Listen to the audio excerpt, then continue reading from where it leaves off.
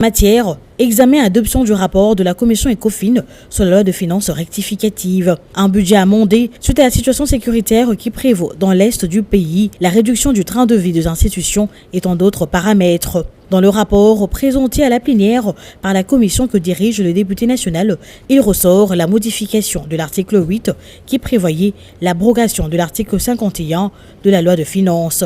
Dans l'optique d'améliorer les finances publiques, près d'une quarantaine de recommandations ont été faites.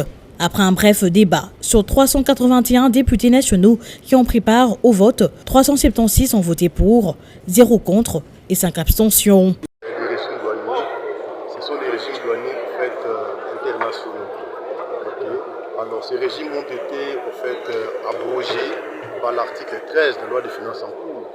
Et le gouvernement a fait référence à cet article-là en abrogé l'article 13 à travers la proposition de loi rectificative des finances.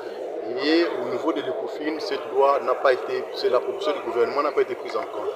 Alors nous sommes intervenus pour que cette proposition du gouvernement soit prise en compte.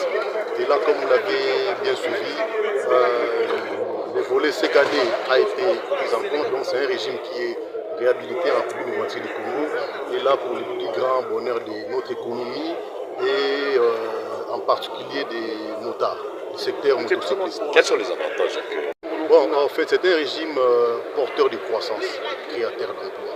Donc, c'est un régime économique. Donc, ce sont des régimes en fait, qui renforcent en fait, l'économie d'un pays. Okay? Comme vous savez, nous avons plus de 20 millions de motards dans la République démocratique du Congo. Et lorsque ces régimes est supprimé, le prix de la moto va prendre de l'ascenseur, ce qui est tout à fait anormal. Merci. C'est l'honorable. C'est l'honorable Donatien Matoukoulemba, élu de Lukula. Au vu du résultat du vote, l'Assemblée plénière déclare recevable le rapport relatif à l'examen du projet de loi des finances rectificatives de l'exercice 2025.